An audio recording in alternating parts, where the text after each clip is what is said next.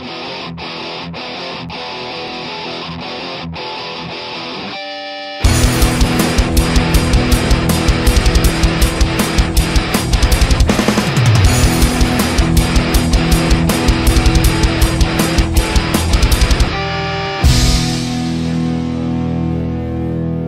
y'all, it's Heel Heat time. Hi everybody and welcome to Heel Heat. My name is George Coles and this is an episode of Raw Recap. Let's jump right into it with the negative parts of the show. First off, Roman Reigns versus Sheamus. Kind of a lumbering, boring match. In my opinion, made worse by the involvement of fake Bray Wyatt and the somewhat mind games. I don't know that Roman Reigns is the perfect face to go against Bray Wyatt. It doesn't seem to be fitting or working in my opinion. The match itself was boring. The only thing that I really enjoyed was Randy Orton hitting the RKO on Sheamus. Other than that, pretty much a throwaway segment. I don't think Reigns and Wyatt is working. I'm not digging Sheamus as a heel, which I thought I would. I thought that's what he was lacking in his character. I don't know, just something that didn't work for me. Next up, the segments are probably going to go on here every week. Rusev and Summer Rae, coming out talking, which brings out Dolph Ziggler and Lana. We find that Rusev attacks Ziggler, takes off his cast to reveal, I guess, he's healed up now. And apparently Ziggler is now injured. Ziggler and Lana could not be more awkward of a couple. All of the positives that Lana had are being wasted on a guy like Ziggler. She just doesn't fit. Their characters don't fit together. Summer Rae kind of feels like an also ran in the feud. Other than the fact that Rusev is replacing Lana with another beautiful blonde, it just doesn't make sense to me. And the whole thing's weird. The whole thing's too soap opera for my liking. I don't know. It just was bad. Coming from that, the worst match of the night. Big Show versus Ryback, with the commentary on the microphone by Miz over the house mic, and also the eventual interruption by Miz, which turns the match into a neither person won situation. This three-way feud has no interest to me. I'll say it again, I think Ryback, there's something that's there that could be used in him. I even think Miz, there's something there that he could use. Big Show, and I'll talk about this more in depth in a minute, is past his usefulness to me. This whole three-way feud, I think a Ryback and Miz feud might have been better without Big Show involved, or if he was involved as Miz's hired hitman or something to that effect. But to me, just isn't working. Now coming off of that, speaking of the Big Show, we're going to the question of the week from last week. Question was, we have three super heavyweights, three giants you could say, Big Show, Kane, and Mark Henry, nearing the end of their career. Question was, who do you think should leave? Who do you think should stay? We'll get into some answers from our friends here. First is from our friend Joseph Hatcher. If I had my way, all three would be gone. But I would keep Big Show not to wrestle, but maybe as a commentator. Next up from Echo 1922. Short and sweet, let all three retire. We know what that really means on wrestling. They will be back from time to time, maybe the Royal Rumble. Next, our good friend Dizzlepup. Unfortunately, I feel like Henry has lost his relevance. I feel sad watching Show because he used to be so athletic for his size. Having said that, his recent match with Roman Reigns was cool. However, I'd keep him in some sort of role because I think he's funny as hell. Finally, I think Kane is in phenomenal shape for his age and can still be a monster. I'd be tempted to remask him and have him appear in a part-time role where he goes on a rampage to finish his career. Next from our friend Sonny the Green Orc. Let Let go of Big Show. Next is from Chris Korb. But sorry. Big Show, Kane, and Mark Henry need to go. They are all old and stale. Plus, let some of the younger talent take their spot. If I had to keep one, it would be Mark Henry. Next is from our friend Benjamin Me19. Hey, Heel Heat, I don't think it's Kane, Big Show, or Mark Henry's fault, but I think all three of them should go now. It's Creative's fault. Over the years, all three of their potential characters have been watered down. When Rollins and Kane would argue, Kane would remind Rollins that he could easily go back to being the monster, but I don't think I could take him seriously if he did. He never could go back to Kane of 2000, and that's a shame. It's the same for Big Show. He should have been booked as Andre when he started and gone on a huge undefeated streak, and the only time I've seen him get close to dominating is Survivor Series 01, but an angle slam, a scissors click, frog splash, and elbow drop, and he's buried again. Once a guy that big cries on TV, there is no going back. Mark Henry could have been the world title picture for years based on his size alone. He could have been built as a monster heel and a huge face, and could have been built to... And a huge face could have been built to stop, but he gets the best he gets now is Money in the Bank matches or Jobber to the Stars. All three of these guys should have been booked consistently as Lesnar is now. WWE is more soap opera than wrestling now. There is no planning, so if someone decides to put Ziggler over this week, they put him with Kane, but everyone goes over on Kane, so it doesn't mean anything anymore. If they built Kane for a year and then had Ziggler go over on a major pay-per-view, Ziggler becomes a star, and Kane stays a star. Long ran over. Thank you, Benjamin Me. That was quite long, but hey, your opinion, it's very worthy. Last but not least, from our friend Christian, and not Christian the wrestler, of course. Of the three monsters, I think that Mark Henry should hang on the boots, because he don't have good matches recently, and he's more slow, because Kane can get back his mask and be the Demon one more time, and Big Show still has good matches and can make a couple of turns. Here's my theory on this situation, and the reason I brought this up. They don't have any monsters coming up. They have Bray Wyatt, which is a semi-monster, Luke Harper, who really hasn't been, and Eric Rowan, who really haven't been placed in that monstrous, unstoppable category. And it's kind of the end of that era of wrestler. The three of them, Kane is one of my all-time favorites. I enjoy a lot of stuff he's done. I agree, I don't think we can get the Kane back that was relevant.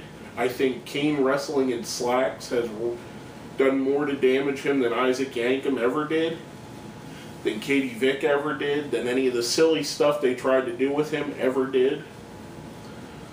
I'd like to see Kane phase out, maybe have one more good run as a kind of a Lifetime Achievement Award, and then phase out and move on to the next portion of his life. Maybe not so much an on-air talent, but maybe a guy that goes to NXT and trains some of the big men, trains the next generation of monster.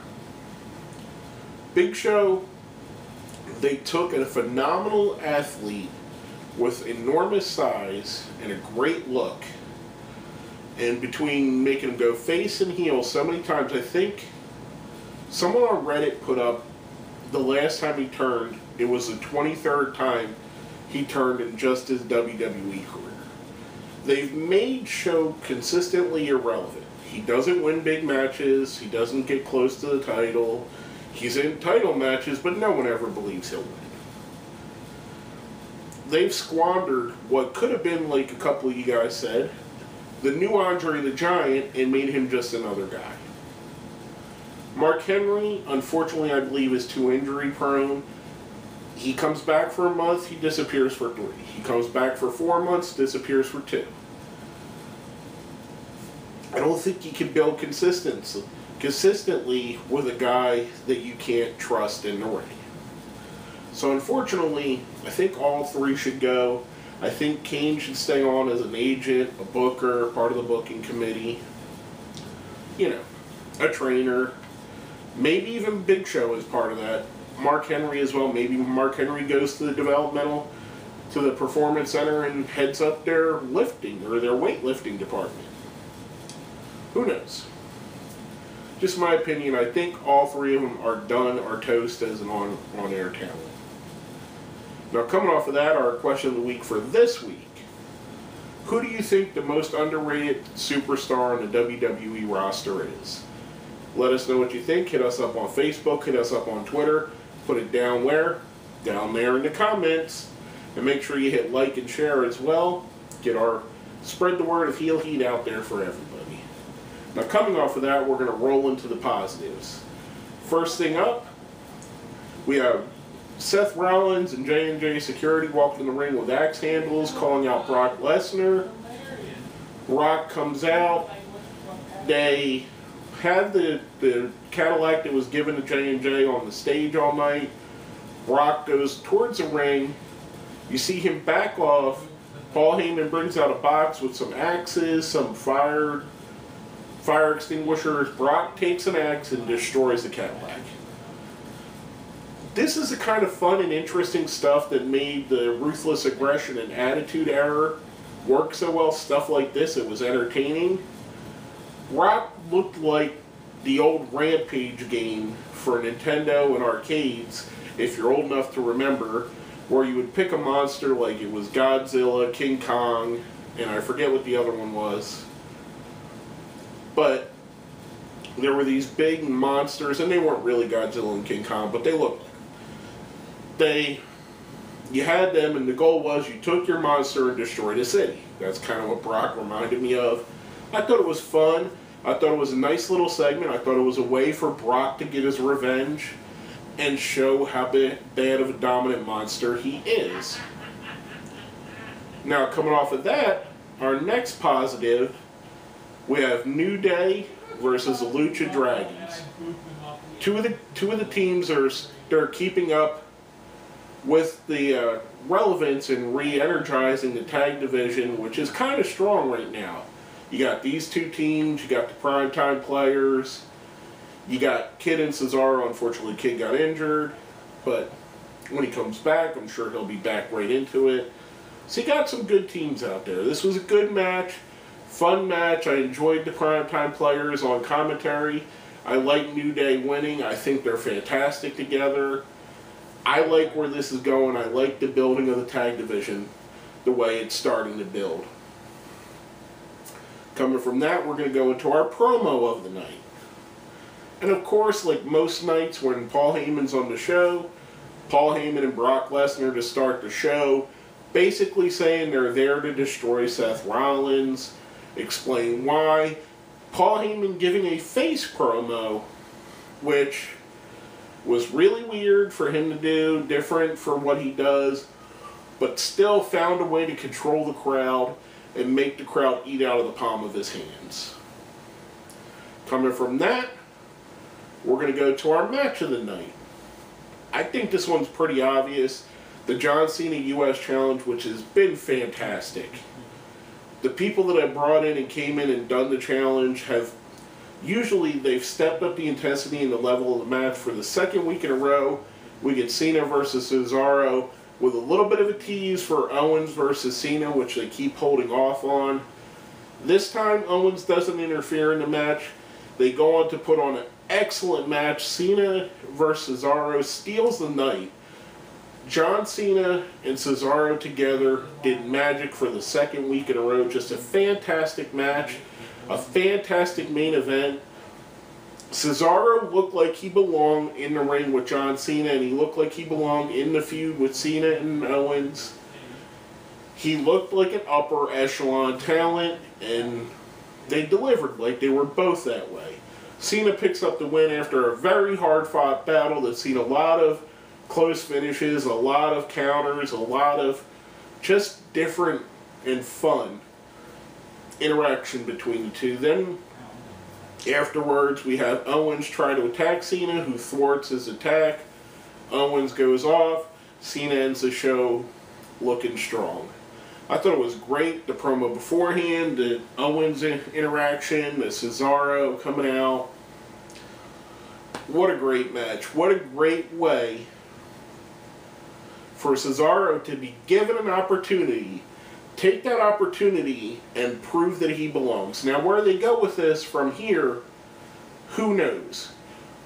But Cesaro absolutely showed that he fits in and he's part of that upper echelon of WWE talent, and he should be booked as such. Now, coming off of that, we're going to go into our ratings from the week. Now, here at the show, we have a 1 to 5 scale. 1 being the worst, 5 being the best. 1 is a Los Matadors, 2 is a Heath Slater, 3 is an R-Truth, 4 is a Randy Orton, and 5 is a Big Show. I'm going to give this show a 4, a Randy Orton. Some really good things. The Lesnar-Heyman stuff, the destruction of the car, the tag match, the main event. Some really awesome stuff happened on this show, as opposed to last week where it was a tremendously boring show. This one made up for it, kind of showing the bipolar nature of what WWE is right now. You get one great show followed by a bad show. If they can only find a way to string the good shows together over and over, I think they would increase their ratings. I think that the fans and viewership would go up. But that's just my humble opinion. But overall, I give the show a 2. A Randy Orton. I had it backwards, sorry people. 1 is a Brock Lesnar, 2 is a Randy Orton, 3 is a R-Truth, 4 is a Heath Slater, 5 is a Los Matadors, a 1 being the best, 5 being the worst. Give it a 2, a Randy Orton. Sorry about that, guys. I traversed it for some reason in my head. I give the show a 2, a Randy Orton. And I guess that's my Botchamania moment right there. But anyway, solid show all the way around. Fun to watch. And basically, that's all I have to say about that. My name is George Coles, and this has been another episode of Raw Recap.